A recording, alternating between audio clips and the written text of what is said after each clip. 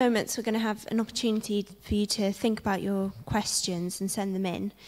But first, we just thought it'd be helpful to actually hear from somebody and their own story of what this means to them. So, John, you work for Lansdowne? Yes, Yep. I work for Lansdowne now for the last year or so. Yeah. And I've been a Christian for about 7 years. So. Okay. And that was 2011. So I'd been a Christian, for up until the story I'm going to tell you. Early days of a Christian, anyone that's been a Christian will be able to tell you that early days are kind of positive, and you're so full of life and hope in your faith. And my first year of being a Christian was probably one of the most difficult years of my life. I had some pretty difficult years as a kid as well, but it was one of the most difficult years of my life. Everything was going very well as a new Christian, and then one morning I woke up with weak hands and weak feet. And I didn't think too much of it. I just sort of went to work and I carried on getting through the day. I ended up just organising a doctor's appointment just in case. So I went to see the doctor, thinking nothing of it. You know, maybe he'll give me some tablets and I'll go home. And he called an ambulance. Instantly, the ambulance came in about 3 minutes. And I was rushed to Watford Hospital. And within about a day and a half, I was completely paralysed, except for my head. So I was in hospital, unable to move my arms, unable to move anything, in significant pain as well, because I could still feel everything. And the doctor said to me, we're not quite sure what this is. It could be spinal trauma, it could be brain damage, it could be permanent, we're not quite sure. And as you can imagine, I'd gone from, on the Wednesday, going to the gym. I had a job that I loved. I was active, to being in a hospital bed with nothing else apart from this hospital bed. And they moved me to this acute unit in London, in the National Hospital for Neurology and Neurosurgery. And I just remember lying in bed just with this incredible weight. I had family come to see me, and anyone that's maybe been through something similar will know the incredible emotion that you feel when your family come and see you. My mum and dad had just left, unfortunately, the day before I got ill. They went back to Malaysia, so they weren't around yet, but my other family came, and I just remember struggling to hold back the tears. When my family saw me and I could see them crying, you know, my auntie and my uncle and my cousin and that sort of thing. And I lay for those 2 or 3 days when I was had no idea what it was. And I was a Christian, and I was very, very overwhelmed. So I had a lot of tears, as you can imagine, lying in hospital. But thankfully, my phone had a Bible app, and one of the things I did to cope in those moments was to play just different Bible verses. So I played the Psalms, so particularly those early Psalms where David talks about his bones being in agony and just being overwhelmed. And I just wept and wept listening to these Psalms and thinking about, you know, identifying with David and what he felt like, but also just focusing on God. And amazingly, as it sounds, in that darkest, deepest moment of uncertainty, am I going to be like this for the rest of my life? Is that my life now, just going to be in a bed for the rest of my life? I had a deep sense of hope that even if I stay like this, even if I don't walk again, that's okay.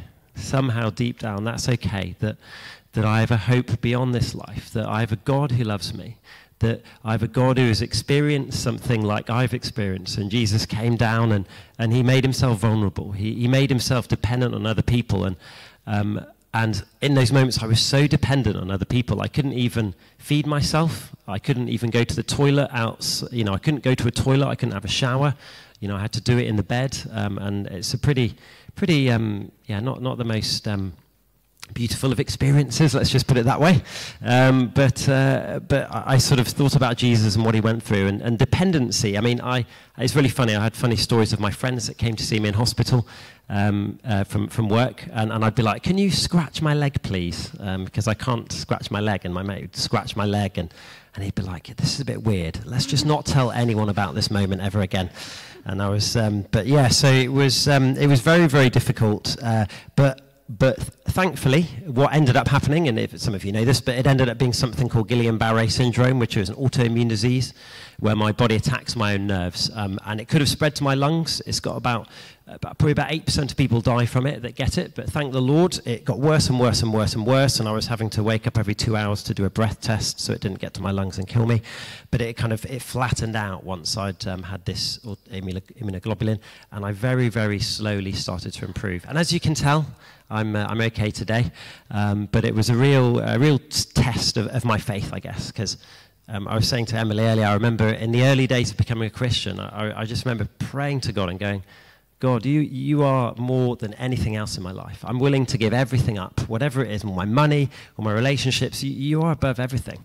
And I didn't expect to have to go through such a test as that. And that was a real test of my faith, because everything was stripped away, all my security, all of the things that I'd, before I was a Christian, leaned on, my friends and my job and being able to go to the gym and look nice and wear nice clothes and that sort of thing. And I was just wearing one of those horrible hospital things that you have to wear.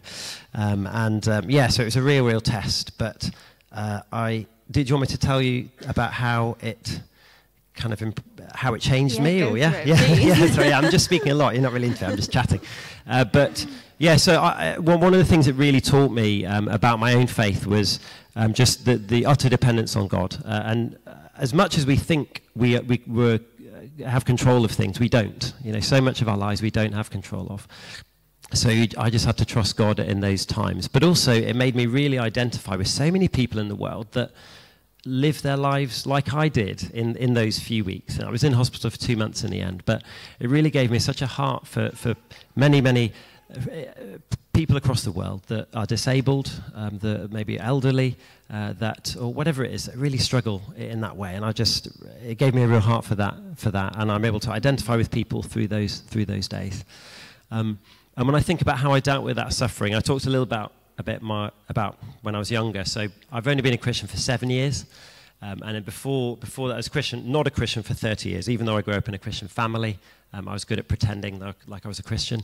And when I was at school, I had a pretty difficult time. I went to boarding school. I was, I guess, bullied quite a lot. We were beaten up every day by the upper years, and it was pretty miserable, really, for a couple of years. And the way I dealt with it then was to do everything I could to survive, just impress all my friends, get into trouble, be naughty, and just close myself in, if that makes sense. Not properly deal with any of the issues. Almost the opposite of sort of dependence. A bit like self-dependence. I'm going to get through this. I can do this. And any time I face difficulty in the future after then as a non-Christian, I would just close in on myself and go, nope, I've been through worse than this. I'm going to get through this. I'm going to be stoic and survive. But actually my experience in hospital was completely different. It was dependence. I had lots of people from my church come to visit me, and I lent on them and I depended on them. And primarily I depended on God. And that was really what got me through that time. John, thank you so much for sharing your story with us. So we're going to have